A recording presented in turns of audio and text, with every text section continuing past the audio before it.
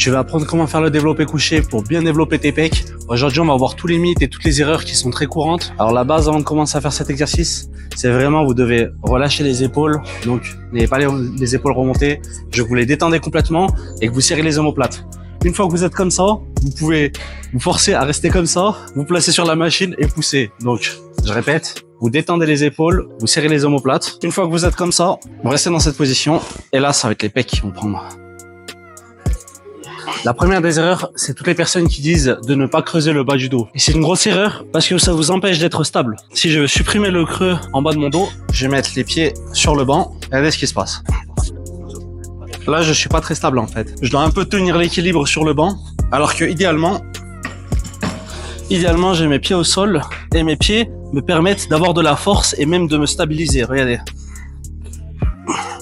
Là, en ayant les pieds au sol, je suis bien stable et je peux pousser. Et non, c'est pas dangereux d'avoir le creux, pas du tout.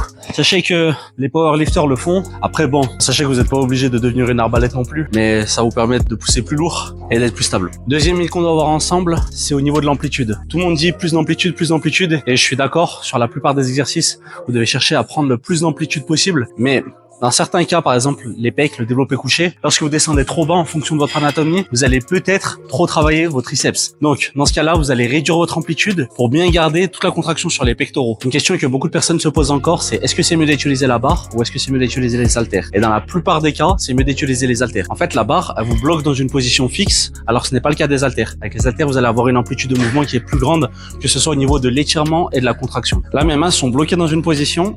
Là, j'étire au maximum. Et là, je contracte au maximum. Mais comme vous pouvez le voir, quand je fais mes reps, mes mains ne peuvent pas se rapprocher. Là, je vais prendre les haltères et regardez la différence. Là, je suis en bas du mouvement. Et quand je remonte, je peux rapprocher les mains. Et ça fait une différence au niveau de votre contraction. Ça, c'est la première des choses. Et lorsque vous descendez, c'est pareil. Si vous avez une cage thoracique qui est vachement ample ou que vous avez assez de souplesse pour pouvoir descendre assez bas au niveau de la barre, là, vous n'êtes pas limité avec les haltères. Je pourrais descendre plus bas. Mais bon, ça serait plus, je chercherais plus des blessures qu'autre chose.